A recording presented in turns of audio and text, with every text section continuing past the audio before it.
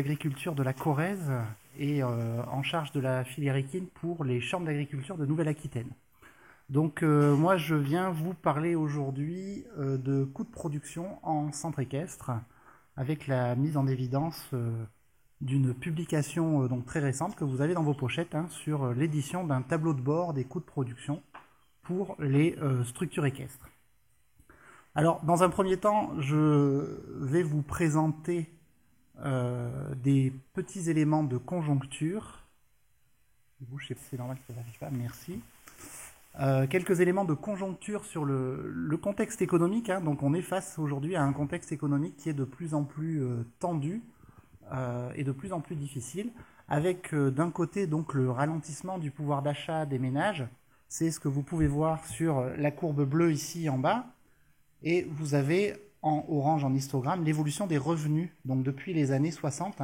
Donc on voit bien l'évolution des revenus et malgré tout une baisse du pouvoir d'achat des ménages français avec un ciseau qui s'opère depuis les années 60 et ici avec une baisse de ce pouvoir d'achat qui va impacter bien évidemment tous les éléments notamment de consommation, que ce soit alimentaire ou également loisirs et ainsi de suite. Dans un second temps, vous avez sur ce second graphique l'évolution du prix des charges sur les exploitations agricoles, l'évolution du prix des matières premières, donc c'est ce qu'on appelle les IPAMPA, où vous avez ici l'indice des prix mondiaux déflatés des différentes charges, avec en noir ici l'énergie, donc c'est tout ce qui est carburant. On retrouve ensuite l'alimentation en vert et également après les engrais en marron. Tout est indexé sur le prix aujourd'hui du pétrole. Si vous avez une évolution du prix du pétrole, vous avez derrière des évolutions de prix sur les achats de matières premières, donc notamment l'alimentation animale, mais également les prix des engrais. Et donc on voit bien les hausses. Alors ici c'est le choc pétrolier de 73, qui était beaucoup plus conséquent presque que la dernière crise économique de 2007. Mais en tout cas, depuis 2007, on est sur une volatilité avérée de ce prix des matières premières, d'où l'intérêt de regarder un petit peu combien ça nous coûte sur nos structures, toutes ces évolutions de charges. Troisième point, l'évolution de la fiscalité des entreprises. Je ne reviendrai pas dessus, vous avez tous subi ou vécu la hausse de la TVA sur les structures équestres. Et enfin, on est sur l'activité équestre, sur un secteur qui est extrêmement concurrentiel, bien évidemment, et on a de plus en plus de structures. En étant conseiller à la Chambre d'agriculture, on a de plus en plus de porteurs de projets chaque année qui souhaitent s'installer.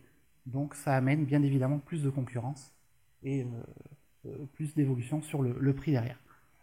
En parallèle à ça, je vous ai référencé ici les attentes de cette méthode coût de production. Donc le but de la méthode, c'est est-ce que mon prix de vente couvre l'ensemble de mes charges de mon exploitation et est-ce qu'il me permet de dégager une marge suffisante pour avoir un revenu. L'objectif du coût de production, c'est ça. L'autre objectif, c'est se situer par rapport à ses collègues. Est-ce que je suis compétitif par rapport à mes voisins, si on est dans un secteur très concurrentiel.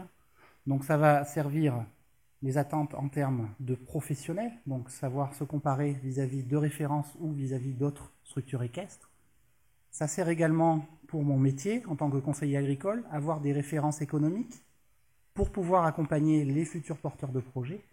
Et enfin, dernière attente, c'est pour les décideurs politiques, à savoir, voilà, pour la filière, comment elle se comporte aujourd'hui, comment elle évolue. Ça amène des références. Et l'un des exemples clés sur les autres filières animales et agricoles, les états généraux de l'alimentation ont aujourd'hui intégré cette notion de coût de production pour travailler à une bonne rémunération des agriculteurs. Alors je refais un petit peu l'historique de la méthode. Simplement, cette méthode, elle est très récente. Elle a été lancée sur les structures équestres en 2014 et elle est empreinte des réseaux d'élevage référence Inosis, donc sur les autres filières agricoles, notamment le bovin allaitant et les systèmes laitiers. Donc on s'est appuyé sur cette première méthode qui a été lancée en 2010-2011 par l'Institut de l'élevage. Et par rapport à cette méthode, eh bien, nous l'avons adaptée pour l'ensemble de la filière équine, d'où la création d'un coût de production pour les structures équestres. Donc un premier déploiement, comme je vous le disais, en 2014-2015, des premières formations qui ont été développées un an après, entre 2015 et 2016. Et nous avons encore une une nécessaire valorisation des premiers résultats. On est vraiment aux prémices de cette méthode. On n'a pas encore assez de recul. Et pour vous exposer un exemple un peu plus précis, parce que j'ai la chance de travailler également sur la filière viande bovine, hein, les réseaux références en viande bovine existent depuis 1984. Donc on a plus de 30 ans d'années de recul, que le réseau équin est né en 2007, donc on a quand même encore de quoi faire beaucoup d'avancées sur ces éléments techniques et économiques. Alors, les objectifs du coût de production, hein, le premier objectif, c'est de mettre en avant la méthode coût de production. Ça veut dire quoi?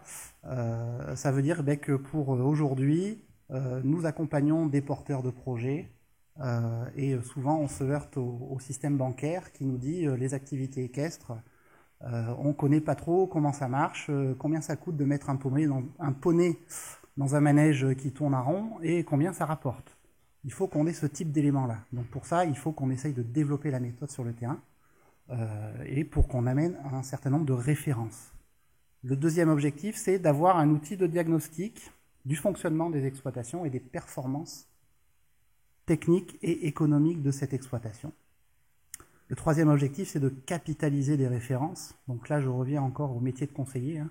L'important pour nous, c'est d'avoir une capitalisation de références pour pouvoir accompagner au mieux les porteurs de projets, mais également développer des formations pour les professionnels, pour qu'ils puissent s'améliorer de jour en jour et d'année en année.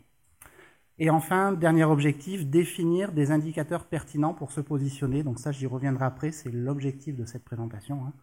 C'est essayer de définir des variables, des critères justes, hein, et des indicateurs pertinents sur ces activités équestres. Je profite sur cette présentation pour vous faire un rappel de la méthode quand même, parce qu'elle n'est pas innocente et elle demande une certaine logique, hein. La méthode coût de production, très simplement, hein, ça se présente sous forme d'un histogramme ici, hein, où vous allez retrouver d'un côté votre coût de production qui va recenser l'ensemble des charges de votre exploitation, donc les charges opérationnelles avec l'alimentation, les frais vétérinaires, la maréchalerie, les achats de litière, tout ce qu'on peut trouver sur une structure équestre, hein.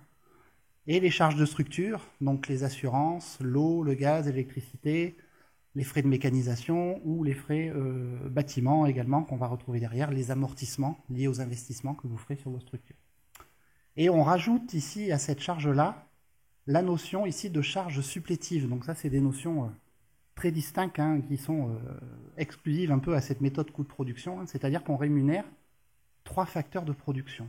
Le premier, c'est qu'on va rémunérer le foncier que vous avez en propriété à hauteur d'un fermage moyen de la région où vous vous situez. L'objectif, c'est de dire mon activité, il faut à minima qu'elle me rémunère comme si je louais mes terres. En gros, c'est ça. Sinon, ça ne vaut pas le coup d'avoir cette activité. Il vaut mieux louer ses terres que de les garder. Le deuxième facteur de rémunération, c'est le capital. Donc là, on considère aussi qu'on rémunère le capital que vous avez investi sur votre exploitation, donc que ce soit pour un bâtiment ou de la mécanisation. Vous investissez 100 000 euros sur votre structure. Nous, on fait comme si on avait placé ces 100 000 euros sur un livret A, rémunéré à hauteur de 1%, pour voir combien ça rémunère derrière. Et enfin, dernier élément, et non des moindres, on intègre ici la rémunération de l'exploitant. On intègre un SMIC par unité de main-d'œuvre pour voir si justement cette structure se rémunère ou pas. Donc ça, c'est ce que vous avez ici en coût de production, et à l'opposé, vous allez retrouver l'ensemble des produits de l'exploitation. Donc les produits d'enseignement, les produits de pension quand il y en a, les produits divers et variés que vous pouvez avoir sur une structure, et si vous avez également des aides perçues sur cette structure que vous allez retrouver derrière. L'objectif étant d'être bien évidemment à l'équilibre pour une rémunération à hauteur de 1 SMIC par unité de main-d'œuvre présente sur la structure. Alors, je reprends également, suite à la méthode, l'historique de nos travaux, hein. Donc simplement, comme je vous l'ai précisé, la méthode elle a été lancée en 2014. 2015, on a eu des premières études de réaliser. La première étant sur une étude réalisée sur 25 centres équestres en région Midi-Pyrénées, qui nous ont permis de dégager un certain nombre de critères déjà d'évaluation de cette méthode. En 2017, on a pu rajouter à cette étude 19 coûts de production supplémentaires également sur des centres équestres, ce qui a amené une première analyse statistique sur 44 centres équestres.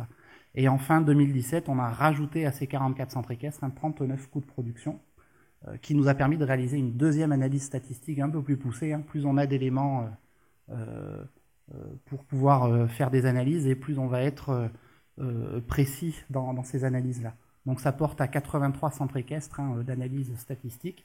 Et vous avez l'an dernier eu une première publication pour situer la performance économique de votre centre équestre et progresser, calculer votre coût de production. Vous aviez les premiers éléments d'analyse suite à ces 83 coûts de production. Et donc cette année, on vous propose le tableau de bord. Suite à cette analyse donc, de 83 centres équestres, on a réussi à identifier déjà des premiers indicateurs techniques et économiques qui sont des indicateurs de pertinence sur les structures équestres. Et ce qu'on s'aperçoit, c'est que les 3 analyses statistiques donnent à peu près les mêmes indicateurs. Ils reviennent généralement de manière prépondérante pour expliquer la variabilité de ce coût de production. Donc vous l'avez notamment, pardon, c'est la première ligne que vous avez, le nombre d'heures d'équidés par UMO centre équestre rémunéré. Donc c'est vrai que ça va être votre dénominateur, ça, sur le coût de production. Il faut qu'on sache combien d'heures vous avez vendu sur votre structure pour pouvoir calculer ce coût de production. Donc le nombre d'heures d'équidés, bien évidemment, c'est un des indicateurs pertinents suite à ces analyses, et vous le retrouvez sur chacune des analyses que nous avons fait chaque année. Le nombre d'heures d'équidés par UMO centre équestre ressort de manière prépondérante comme un critère discriminant d'explication de la variabilité du coût de production. On va retrouver ensuite d'autres indicateurs, donc notamment le nombre d'heures d'équidés ramenés à l'équidé utilisé pour l'activité du centre équestre. Donc plus vos chevaux, entre guillemets, feront des heures, plus ils seront mieux utilisés et mieux ils seront rémunérateurs pour votre activité. Il faut utiliser ces chevaux-là. On retrouve ensuite le produit centre équestre ramené à la tête utilisé par le centre équestre, et également les charges de structure centre équestre ramenées à la tête d'équidé utilisée pour l'activité centre équestre. On retrouve de manière un peu plus anecdotique la taille de l'établissement et également les charges opérationnelles du centre équestre ramenées sur le produit brut. Voilà, c'est quelques indicateurs, mais qui demandent encore à être confortés dans toutes les analyses que l'on pourra faire dans les années qui viennent. Pour illustrer ça, vous avez représenté ici les 83 centres équestres qu'on a projetés sur ce diagramme ici, avec donc c'est une analyse statistique, une analyse multivariée qui vous montre un petit peu ces 83 centres équestres projetés sur ce diagramme-là, avec 3 codes couleurs qui ressortent. En vert, les centres équestres qui se rémunèrent à moins de 1 SMIC. En bleu, les centres équestres qui se rémunèrent à plus de 1 SMIC. Et au milieu, en rouge, une population qui est autour de 1 SMIC. Et tout ça pour préciser ici que ceux qui sont en bleu, ils sont assez faciles à prédire en fonction des indicateurs que je vous ai précités. Ceux qui sont en bleu et en vert sont assez faciles à prédire. On sait en gros qu'est-ce qu'il faut faire pour qu'un centre équestre fonctionne. En revanche, tout ce qui est dans le ventre mou ici en rouge, les centres équestres autour de 1 SMIC, là on a beaucoup de mal à les prédire. Il y a beaucoup plus de variables qui rentrent en compte et en ligne de jeu pour expliquer cette rémunération-là. Alors, j'en viens à ce fameux tableau de bord que vous retrouvez dans vos pochettes. Donc c'est la dernière publication. Un tableau de bord, c'est quoi? C'est un tableau de bord, ça permet de se situer et de se comparer à un ensemble d'exploitations qui font la même activité que vous. Donc l'objectif, ça va être de se comparer. Alors vous allez retrouver sur ce tableau de bord différents éléments. Dans un premier temps, vous allez retrouver des notions plus structurelles du centre équestre. Voilà, donc vous retrouvez les caractéristiques des 83 centres équestres étudiés, avec le nombre de clients, la quantité de main-d'œuvre, le nombre d'équidés présents. Vous avez la surface agricole et la surface fourragère également utilisée. Et vous allez retrouver à chaque fois à côté des éléments pour pouvoir remplir avec vos données à vous et donc pouvoir commencer à vous comparer sur ces analyses de centre équestre. Et donc vous retrouvez à chaque fois, pour chaque élément, la moyenne et la médiane des 83 centres équestres. Et également la variabilité, donc les quartiles, hein, Q1, Q3, ce qu'on appelle les écarts types que vous pouvez retrouver également derrière. Donc tout ça, ça va vous permettre de commencer à pouvoir vous comparer. Vous allez retrouver ensuite le coût de production médian. Donc on n'a pas pris un coût de production moyen, hein. Voilà, la moyenne, des fois, ça provoque des écarts assez conséquents et la médiane nous donne quand même le milieu relatif, hein. 50% des exploitations ont un coût de production inférieur à 17 € ici et 50% ont un coût de production supérieur à 17 €. Ça fait une différence. Et donc là, vous pouvez commencer à vous comparer donc, sur le coût de production et également les produits derrière ramenés sur ces 83 centres équestres. Donc simplement ce qu'on peut voir ici, c'est que sur les 83 centres équestres, en médian, ils se rémunèrent tous, hein. On est à 0,9 SMIC par unité de main-d'œuvre. Et vous avez un certain nombre également de critères ici sur lesquels vous pouvez également vous appuyer et vous comparer. On va retrouver ensuite toute la main-d'œuvre affectée à l'atelier centre équestre. Donc pareil, hein, vous retrouvez les éléments en moyenne et en médiane et des éléments pour pouvoir vous situer et rentrer votre exploitation ici avec la main-d'œuvre affectée à l'atelier centre équestre, le nombre de clients par unité de main-d'œuvre et le nombre d'heures d'équidés vendues par unité de main-d'œuvre aussi, qui peuvent vous amener déjà des premiers éléments de comparaison.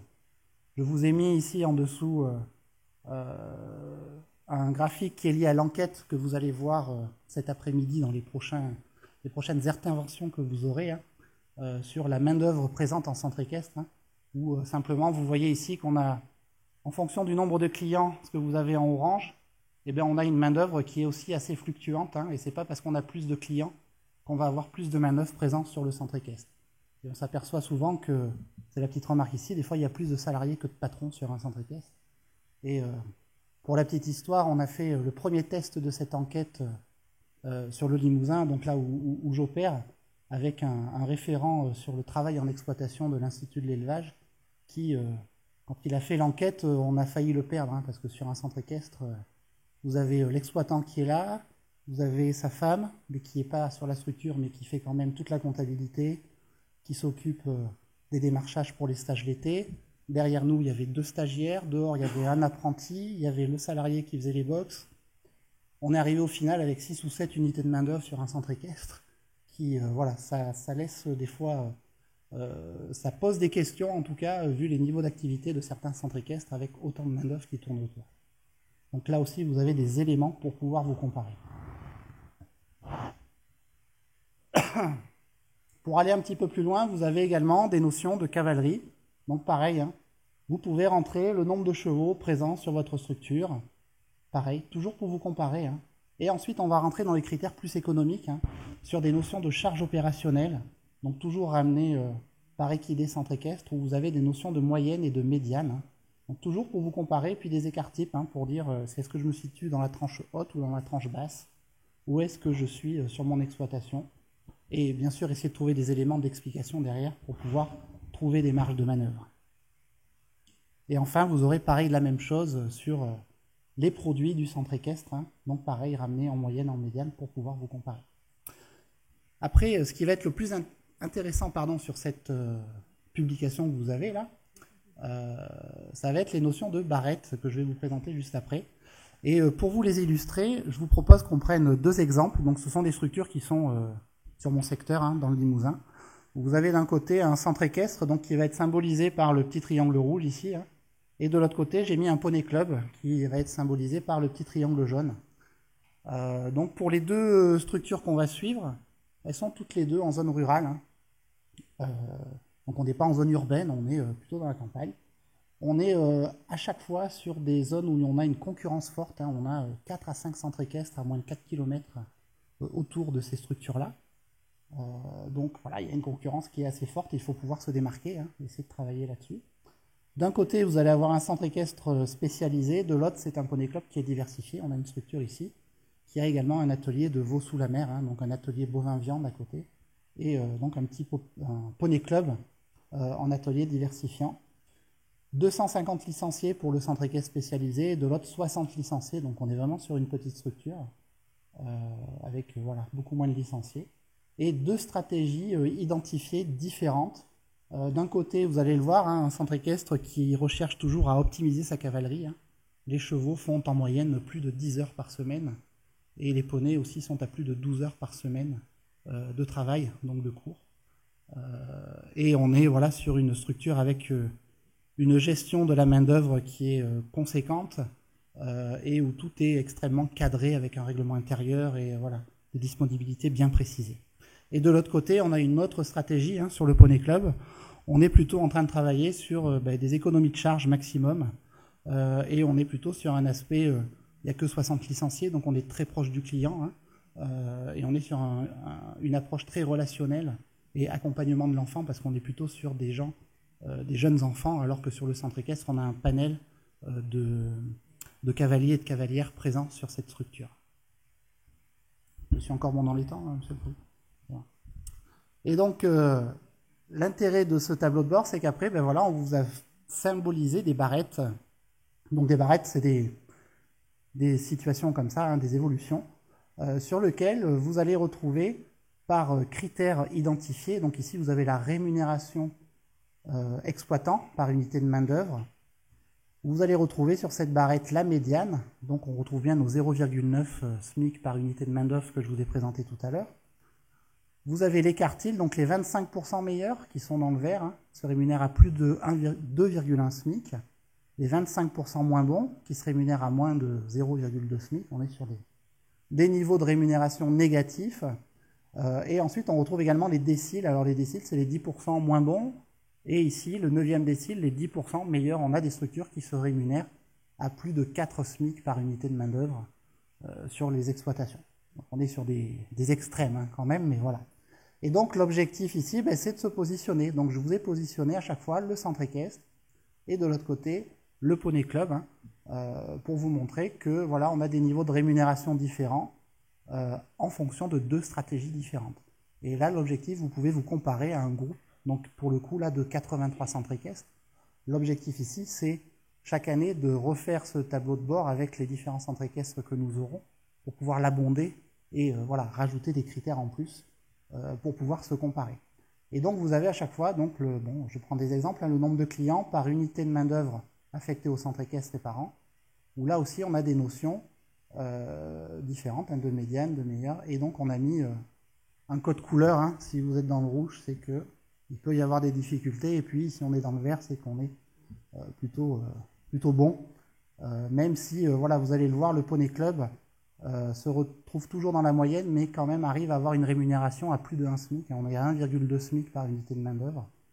Et le centre équestre est à 2,5 SMIC hein, par unité de main-d'œuvre derrière. Mais voilà, ça ne veut pas dire que c'est pas parce qu'on est dans le rouge ici qu'on n'arrivera pas à se rémunérer. C'est pas forcément vrai. Il y a plein de critères après qui peuvent rentrer en jeu.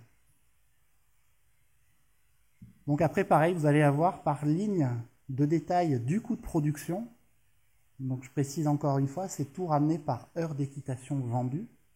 Vous retrouvez la charge supplétive, la notion de travail, la rémunération du foncier et du capital, les frais généraux, les coûts liés au bâtiment, les coûts liés à la mécanisation, les frais d'entretien, les charges opérationnelles de surface, quand il y en a, mais il y en a très rarement, et les frais d'alimentation, où là vous pouvez voir que les deux structures sont plutôt très bonnes en termes de charges d'alimentation.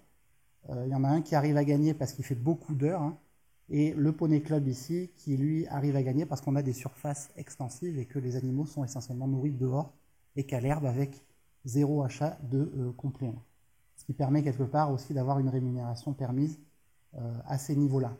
En sachant, je ne l'ai pas précisé, j'ai oublié, excusez-moi, que le Poney Club, en jaune, on est sur un régime d'installation. Voilà, c'est une structure qui s'est installée il y a moins de 5 ans. On est dans sa 5e année d'installation. Donc avec des niveaux d'investissement aussi qui peuvent être plus élevés que sur le centre équestre qui est déjà bien installé et qui tourne depuis plusieurs années. Et donc pareil, hein, vous allez retrouver sur les lignes de produits le même principe de présentation et sur laquelle eh bien, chacun va pouvoir venir se positionner et donc se comparer à l'ensemble du groupe. Hein. Le produit total, les produits annexes et les produits centre équestre également. Vous avez également ici de représenter dans cette plaquette, on a essayé d'aller voir un peu plus loin, c'est-à-dire qu'on a scindé notre groupe de 83 centres équestres, on a regardé ceux qui se rémunéraient à plus de 1,5 SMIC et ceux qui se rémunéraient à moins de 0,5 SMIC, pour voir qu'est-ce qui pouvait expliquer un petit peu les différences de niveau. Alors les différences de niveau, elles sont sur le coût de production, hein, d'un côté, quand on se rémunère à moins de 0,5 SMIC, on a un coût de production de 22,79 € par heure d'équitation. Donc ça veut dire qu'il faut à minimal vendre ce prix-là si on veut se rémunérer à un SMIC. Et de l'autre côté, voilà, vous avez un coût de production qui est quand même de presque 10 € moins cher. On est à 14,20 € par heure d'équitation vendue. Donc tout ça lié bien évidemment à différents critères que vous pouvez retrouver ici à côté, hein. Des niveaux de charge, des nombres d'heures vendues par équidé, une meilleure utilisation de la cavalerie. Voilà, vous avez plein de critères qui peuvent rentrer en jeu et sur lesquels vous pouvez vous appuyer et vous comparer. J'ai terminé pour ma part. Je laisse donc la main à ma collègue Émilie et son témoignage pour vous présenter ces différents éléments.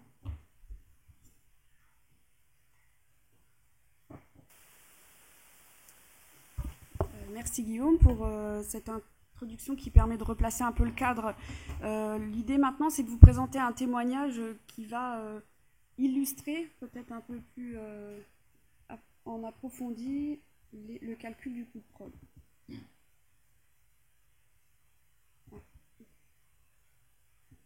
Donc Émilie Rivière, j'interviens au titre de la Chambre d'agriculture du Grand Est où je suis dans le cadre du réseau référence à peu près 16 exploitations, dont l'exploitation de Delphine, qui a bien voulu se prêter au jeu du calcul coût de production. On va voir que par rapport à ce que Guillaume a commencé à expliquer, le calcul du coût de production chez Delphine montre un bénéfice, hein, c'est pas un suspense, c'est pour ça qu'on le présente.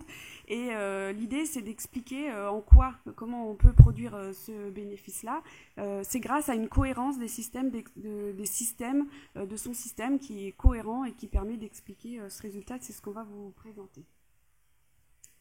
Alors Delphine, si tu peux rappeler ta structure, l'historique. Oui, bonjour à tous. Donc moi je me suis installée, donc j'étais enseignante d'équitation. J'avais déjà travaillé dans 2 centres équestres et puis donc mes parents étaient agriculteurs, une ferme céréalière qui était située donc dans le 54 à proximité de Pont-à-Mousson, donc dans un milieu rural.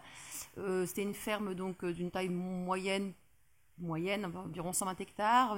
Ça faisait déjà donc 4 générations que cette ferme appartenait à notre famille.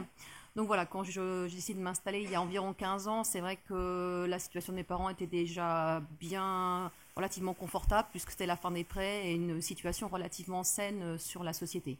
Donc c'est ce qui a permis de façon claire, nette et précise d'avoir un financement à ce moment-là pour monter mon projet de diversification, où j'ai choisi effectivement de diversifier l'activité céréalière de mes parents pour y développer donc une partie ferme équestre. Donc c'est ce que j'ai fait en 2005.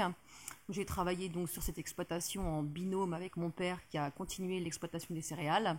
Et puis ensuite on a donc ça s'est plutôt bien passé. C'est vrai, cette installation-là, ça nous a permis de continuer à développer donc les infrastructures pour construire ensuite un deuxième manège et puis d'avoir 3 ans plus tard de pouvoir proposer un poste à un enseignant qui est donc toujours présent sur la structure. Donc voilà, et puis ensuite la construction d'une carrière, et puis dans les années qui ont passé, donc autour de 2012, j'ai pu ouvrir un poste, mais cette fois-ci à temps partiel pour un 3e salarié pour faire de l'animation. Okay. Si tu peux nous décrire un peu les infrastructures que tu as sur l'exploitation, du coup. Oui, voilà, donc là c'est la ferme la base, donc là où on voit noter box stockage, donc c'est vraiment la partie sur laquelle j'ai reprise, c'est la partie sur laquelle mon père travaillait, uniquement sur les céréales. Donc en 2004-2005, on a construit le grand bâtiment qui est noté grand manège et box, avec donc un clubhouse devant, où là j'ai une vingtaine de box, et puis le clubhouse qui donne donc sur le manège. Donc ça, c'était vraiment un outil de travail pertinent et puis très très fonctionnel, puisqu'on a choisi de faire des parois coulissantes pour vider les box. Je pense que vous connaissez. Ça nous permet effectivement de passer, pas trop de temps en tout cas pour l'entretien. Donc ensuite, on a développé l'autre qui s'appelle le petit manège, donc là où effectivement on dispense les cours poney et donc en grand manège les cours chevaux en parallèle le mercredi et le samedi. Et puis la carrière donc qui est venue un peu plus tard où, parce qu'on a développé une activité aussi un peu sportive avec pas mal de coaching. On a donc un rond de longe et puis aussi donc vous voyez partout comme j'ai la chance d'avoir pu m'installer sur la ferme de mes parents, il y avait donc de la surface que j'ai pu transformer en partie en paddock pour l'accès aux chevaux de propriétaires et de clubs et de mes poneys et quelques obstacles de cross aussi pour faire des activités variées. Donc tout ça c'est un outil de travail qui pour moi est franchement relativement fonctionnel pour l'activité que j'en ai. Guillaume, vous l'a présenté, l'outil calcul du coût de production, c'est une approche atelier, c'est-à-dire c'est une approche qui va vraiment se focaliser, mettre le zoom sur le fonctionnement du centre équestre. Mais une ferme, finalement, elle est aussi plus complète. Il y a d'autres activités qui sont présentes sur la ferme de Delphine. Oui, donc effectivement, la base quand même chez nous, ça va être l'enseignement, donc avec les poneys et les chevaux, donc je dirais quelque chose de relativement classique où on accueille les jeunes enfants et on propose effectivement diverses activités, des stages donc à toutes les vacances, donc pareil en essayant toujours d'avoir un programme diversifié vraiment pour tous les âges, pour tout type de demande, que ce soit du loisir, du passage de galop ou alors de la compétition. De la promenade randonnée, bon on en fait mais on n'a pas énormément de demandes. Bon par contre là où on est relativement fort, au niveau de l'accueil de groupe on a développé il y a quelques années avec, en partenariat aussi avec la Chambre d'agriculture qui m'a aidé à monter ce projet, c'est l'accueil de groupe et l'accueil de scolaires. Donc on fait ça le mois de mai et le mois de juin principalement. Donc par exemple aujourd'hui pour cette année 2018 on a déjà 900 élèves qui ont réservé. Donc c'est des grosses semaines, c'est-à-dire que les bus arrivent le lundi, le mardi et le vendredi, entre 50 et 60 enfants, et on fait 4 ateliers. Donc c'est vrai que ça permet, les salariés qui en journée, voilà, il y a forcément un petit peu moins de travail, en plus c'est la belle saison parce que moi les chevaux sont dehors, donc vraiment de faire travailler ma cavalerie et mes salariés donc, sur ces 2 mois-là. Et puis une activité pension aussi qui a pris un peu d'ampleur parce que comme on a aussi développé l'activité compétition, on a pu vendre un peu des chevaux. Moi, je fais du coaching et donc c'est vrai que vu qu'on a des céréales, on est un peu autosuffisant sur tout ce qui est paille, foin et puis surtout au niveau de l'orge. Donc c'est vrai que du coup, ça permet d'avoir une relativement bonne rentabilité sur les pensions de chevaux qui sont faites sur la ferme. Tu veux que je parle des céréales aussi ? Oui, juste Ah pardon. Oui, donc les céréales, on a donc maintenu cette activité céréales. Par contre, donc ce sont des prestataires maintenant qui s'en occupent. Donc on a toujours aujourd'hui c'est 100 hectares de céréales en rotation avec du blé, de l'orge et du colza qui sont donc vendus en partie évidemment en coopérative. Je garde donc juste ce qu'il me faut pour nourrir les chevaux en orge. Et puis comme je vous dis pour la paille on est vraiment autosuffisant donc juste pour le foin où on produit sur 14 hectares de foin, mais c'est vrai qu'on n'est pas sur des terres qui sont très porteuses, donc je dois acheter en général souvent un peu de fourrage pour compléter. Voilà, et le système s'équilibre plutôt bien comme ça. Calculer le coût de production, c'est se rapprocher de l'atelier centre équestre. Pour ça, il faut qu'on différencie sur l'ensemble des activités que Delphine elle fait. C'est trouver effectivement pour chacune d'entre elles la main-d'œuvre qui va être dédiée et aussi la cavalerie qui va aussi servir à ces activités de centre équestre. Donc c'est ce qu'on essaye de détailler. Tout ça, ce sont des éléments qu'on va prendre en compte dans le calcul du coût de production.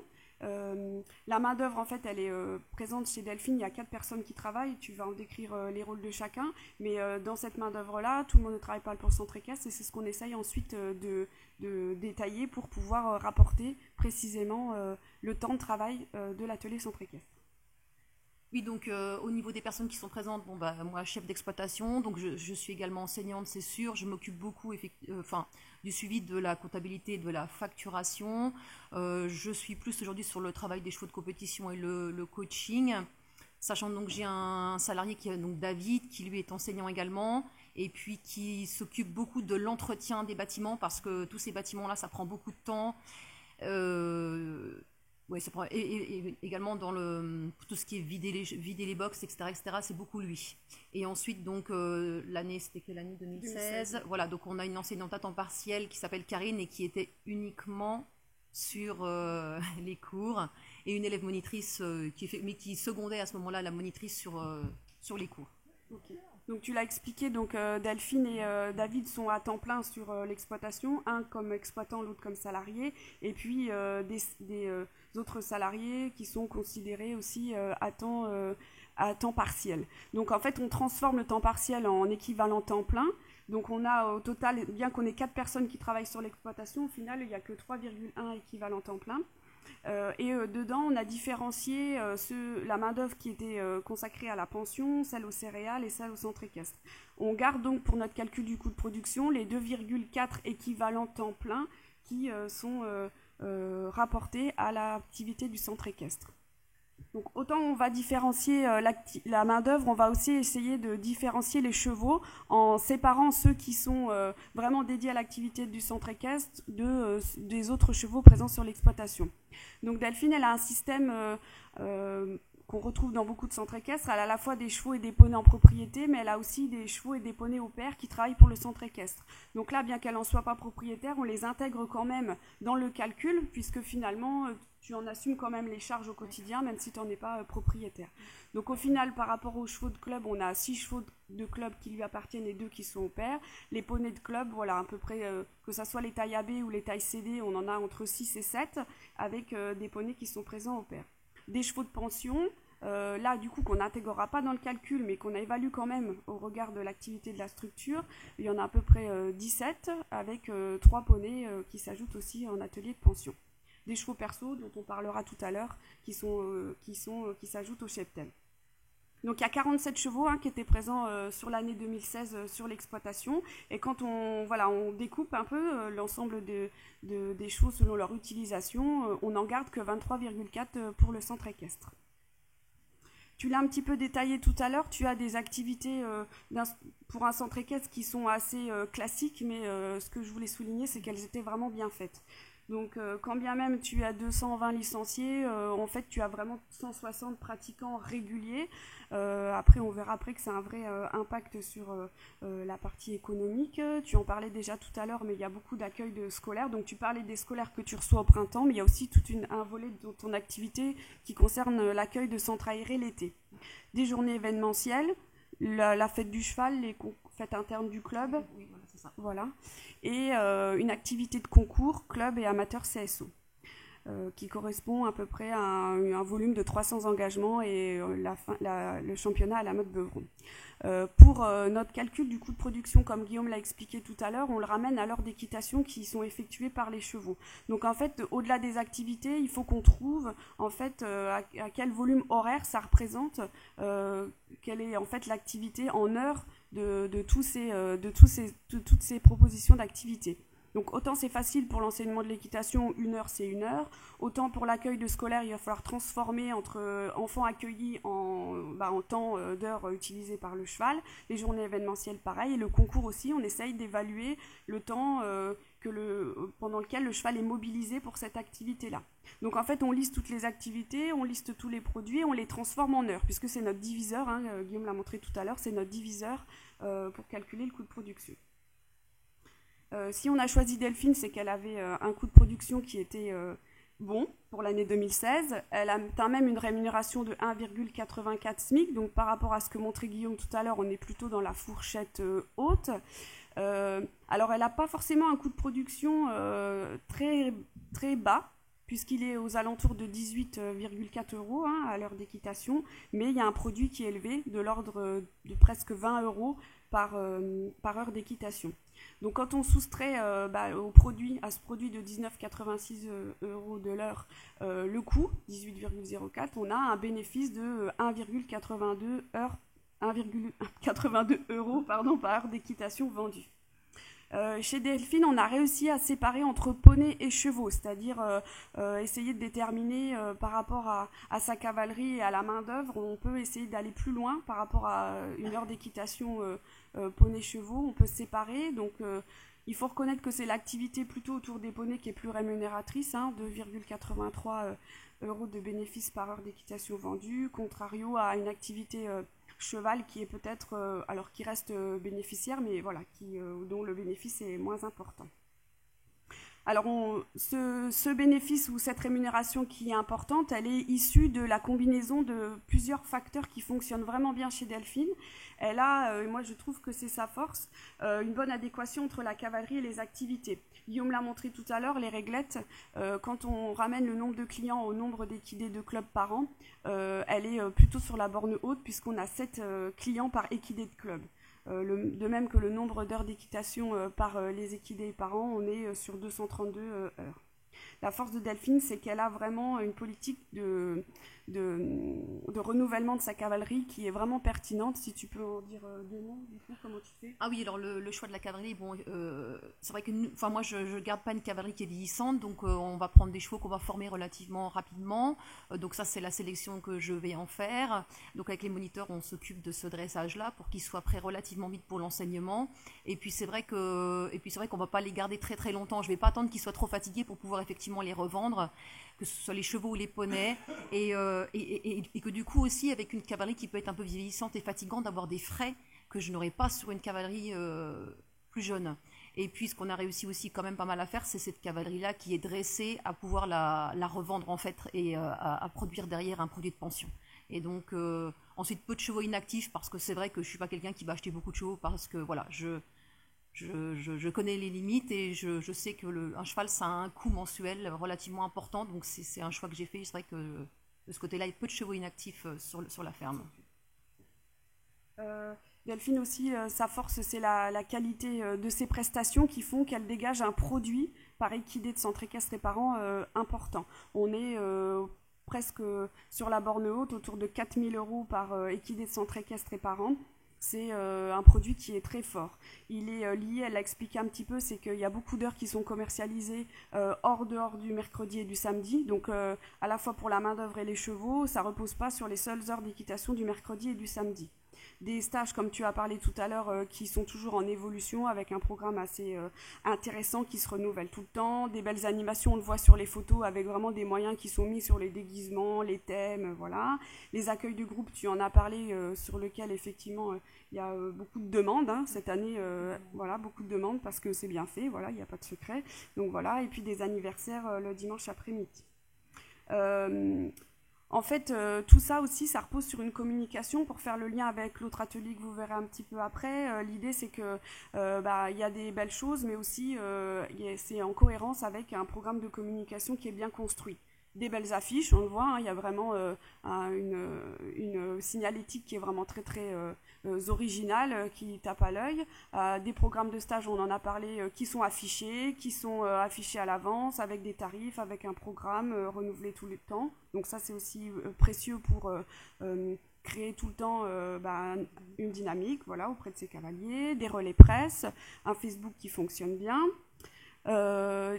Un accueil qui est propre et joli, on le voit en haut à gauche, des labels qui voilà, confortent le fait que l'activité elle est faite dans de bonnes conditions. L'idée aussi pour Delphine, c'est de expliquer son activité lors de baptême poney que tu réalises dans le secteur, voilà, aussi pour conquérir de nouveaux publics, des petits cadeaux et des lots à chaque événementiel sur les concours que tu organises. On le voit, Delphine, c'est quelqu'un qui est accueillant, souriante, tout en train de rigoler, tout en train de sourire, donc forcément ça facilite aussi le fait qu'on se sente bien chez elle. Et puis une concurrence sympa avec les voisins, voilà, ça se passe plutôt bien. Dernier point, la partie main-d'œuvre. Donc en fait, la stratégie de Delphine par rapport à la main-d'œuvre, elle est réfléchie mais pas subie. Voilà un petit peu l'analyse que j'en fais. On le voit sur le graphique, le poids de la main-d'œuvre, il est assez important. C'est presque la moitié de ses charges dans le coût de production. Donc en fait, on le voit par rapport aux indicateurs que disait Guillaume tout à l'heure, on est plutôt là, quand on ramène le nombre de clients par unité de main-d'œuvre du centre équestre et par an, on est plutôt en fourchette basse. Après aussi, quand on calcule le coût de production, l'idée, c'est pas de dire il y a des bonnes stratégies, il y a des mauvaises stratégies, il y a avant tout des stratégies qui se discutent en fonction de plein de choses, hein, des moyens sur la ferme, de l'histoire, de plein de choses, de la concurrence. Donc c'est plutôt faire le bilan et puis se dire ce qui marche bien et ce qui marche moins bien, et est-ce qu'il y a des moyens de l'améliorer. Donc en fait, on voit que Delphine, effectivement, sur la partie main-d'œuvre, c'est pas forcément son point fort, mais l'idée derrière ça, c'est moi je dirais que c'est pas subi, Parce que quand on a fait l'enquête bilan travail chez elle, les résultats, finalement, ils m'ont rassurée. Parce que quand on a calculé le travail d'astreinte, c'est-à-dire, vous le verrez après, c'est tout ce qui est entretien des box, la gestion, l'accueil, l'enseignement, en fait, finalement, par rapport à ce travail-là, il y a 38% de ce travail qui est réalisé par elle, et puis finalement, ça correspond à ce qu'on a constaté chez les autres structures. Par contre, on voit qu'il y a une vraie force, c'est l'efficience du système. Et tu en as parlé un petit peu tout à l'heure. C'est-à-dire qu'il y a beaucoup moins d'heures qui sont passées à l'entretien de ces équidés par rapport à ceux de notre échantillon. Donc en fait, il y a de la main-d'œuvre, mais finalement, comme dirait Gérard, et vous le verrez tout à l'heure, elle ne peigne pas la girafe, quoi. C'est-à-dire, l'idée, elle est que c'est effectivement efficace, quoi. On l'a vu, la structure, elle est mécanisée, il y a des parcelles en herbe, il y a aussi pour faire que ça soit efficace, mais effectivement, encore faut-il le vérifier avec les chiffres. Et aussi, pour peut-être lever le suspense par rapport à ce que vous verrez tout à l'heure dans l'atelier de Gérard, en fait, l'enquête bilan-travail permet de calculer à la fin un temps disponible. Et ce temps disponible, il sert soit à aller en formation, soit à aller en vacances, soit voilà, c'est ce qui reste après à l'exploitant pour faire un peu ce qu'il en veut. Et quand on l'a calculé chez Delphine, on le voit, on est plutôt sur la droite du graphique. Delphine, c'est le numéro 5, et on regarde que ça fait son temps disponible calculé, il est entre 800 et 1000 heures par an. Et on voit que quand on compare aux références dans les autres filières, on est plutôt dans une situation satisfaisante.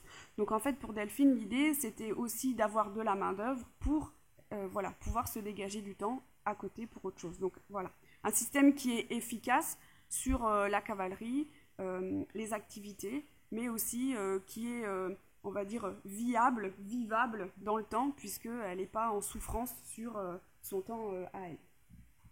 Pour conclure, chez Delphine, vraiment, c'est la cohérence du système d'exploitation qui explique la performance. On a une cavalerie qui est renouvelée et ajustée pour les activités. Elle a peu de chevaux perso, peu de chevaux inactifs. Il y a quand même des prestations de qualité qui permettent vraiment de donner une image et un dynamisme qui fait que les gens se sentent vraiment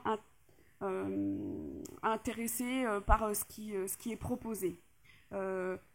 Delphine a toujours des bonnes idées, elle va toujours de l'avant, elle propose toujours plein de choses, mais voilà, pour tout le temps avancer, pas s'asseoir sur ses acquis, tout le temps essayer d'évoluer, de proposer des choses nouvelles. Et la communication, vous l'avez vu, vraiment des beaux supports, quelque chose qui est construit, pour satisfaire en fait tous les nouveaux moyens de communication. Et puis l'idée que c'est pas au sein même de son exploitation que cette communication elle fonctionne, puisqu'on voit que l'ouverture aussi avec les baptêmes poneys, la presse, fait qu'on voit aussi tout ce qu'elle fait à l'extérieur de son entreprise.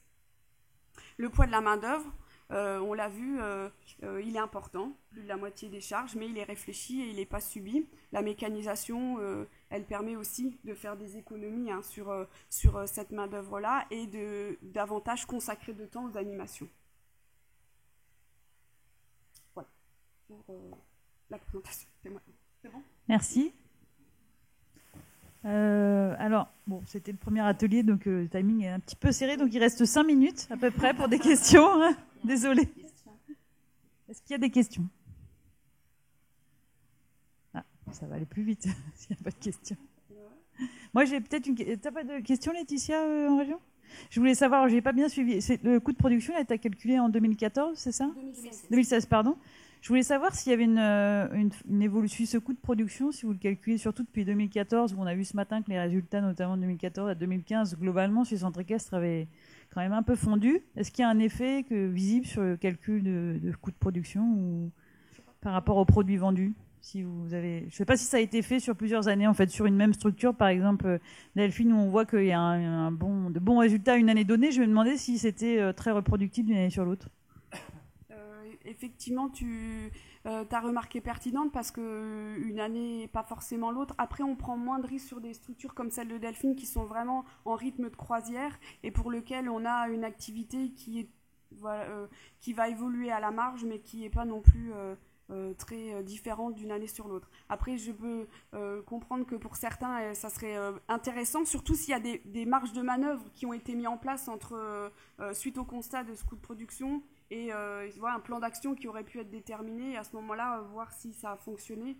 Je pense que là, effectivement, c'est plus pertinent que peut-être une exploitation comme Delphine qui est vraiment bien installée. Et puis voilà. Mais voilà, qui néanmoins, ça a permis de prendre conscience de certaines choses, notamment du poids de la main-d'œuvre. Elle nous disait que finalement, elle le voit, c'est visuel de voir comme ça. Et puis de se rassurer un peu dans ses choix aussi et sa conduite, quoi.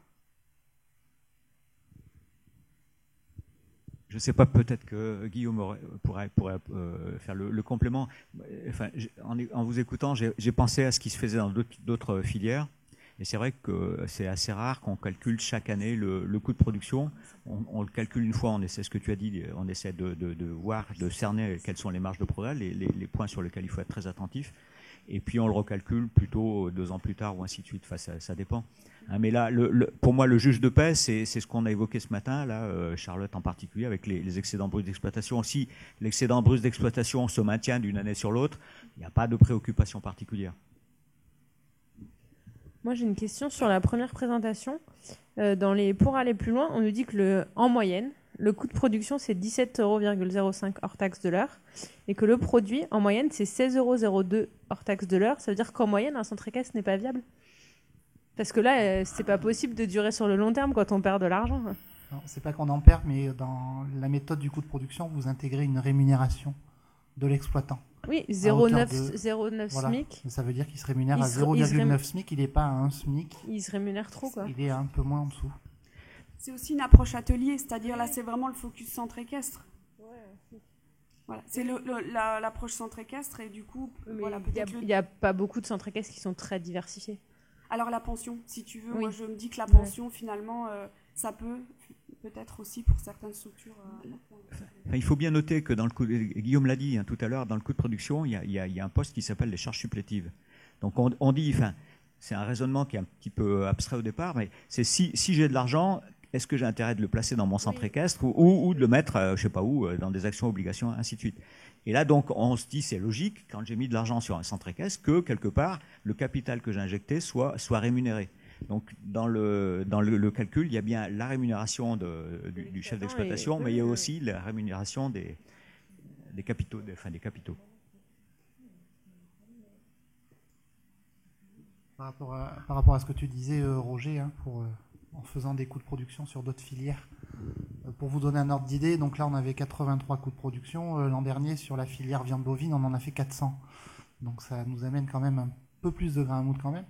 Mais malgré tout, ce que tu disais, ça dépend des groupes. Il y a des groupes d'agriculteurs qui se fédèrent très bien et c'est leur lieu de rendez-vous. Chaque année, on se retrouve pour faire notre coût de production et on voit où est-ce qu'on en est. Il y en a qui reviennent vraiment chaque année et ils attendent que ça pour voir justement comment ils évoluent. Et effectivement, la bonne surprise dans les filières ruminants et bovines en particulier, c'est que ça a incité les gens à bosser ensemble, en groupe. Hein, on était un peu inquiet, un peu timoré, je ne sais pas comment il faut dire, parce que c'est quand même assez intime hein, quand on parle d'économie, on se dit les gens ils vont pas quand même se livrer aussi facilement. Et la bonne surprise, c'est que les gens ont dit si on a besoin d'échanger justement pour dire toi comment tu fais pour comprimer ce poste. Enfin ça redonne une dynamique au groupe, à l'intérieur du groupe. Ça a même été pour certains groupes vraiment beaucoup plus loin. Hein, c'est se rendre compte de combien ça coûte de produire, alors là pour la filière bovine, 1 kg de viande, mine de rien, ça a permis donc de fédérer ce groupe et aujourd'hui on a des groupes qui font des échanges de foncier, donc qui amènent un parcellaire plus regroupé autour de leur structure. On a des groupes qui achètent leur clôture ensemble, leur piquet, tout ça, donc qui permettent de réduire les coûts derrière. Ils font vraiment beaucoup de choses ensemble, quoi. Moi, je vais poser une question à l'exploitante. Est-ce que vous verriez dans un groupe, justement, de centres équestres pour travailler sur les coûts de production ? Oui, sans doute. Après, c'est vrai que ça fait longtemps que je travaille avec Émilie, donc je ne suis pas fermée à tout ça. Et puis, on est en train de mettre en place, ici en Meurthe-et-Moselle aussi, un peu de travail en commun sur justement de l'achat de matériel ou de choses comme ça. Après, malheureusement, je dirais que dans le milieu équestre, c'est pas trop une habitude. On a tous... non, pas forcément. Enfin, moi, je le vis pas comme ça, parce qu'avec les centres équestres à côté, on n'est pas... Voilà, on s'entend plutôt bien. C'est plus... on a tous la tête dans le guidon, en fait. Et c'est pour nous, pour moi, en tout cas, c'est un peu difficile aujourd'hui de passer du temps avec des collègues. Voilà, il y a quand même un il y a quand même cet effet-là à prendre en compte quand même dans l'emploi du temps, quoi. Et personne ne fait forcément cette démarche-là. En tout cas, nous, dans notre milieu, c'est pas, voilà, on n'est pas forcément contre, mais il n'y a pas vraiment de démarches de groupe qui sont mises en place. Est-ce qu'il y a d'autres questions? Non? Très bien. Eh bien, merci à tous les trois pour vos interventions. Et donc, on va faire le premier roulement. Tout le monde peut se lever puisque tout le monde change de salle.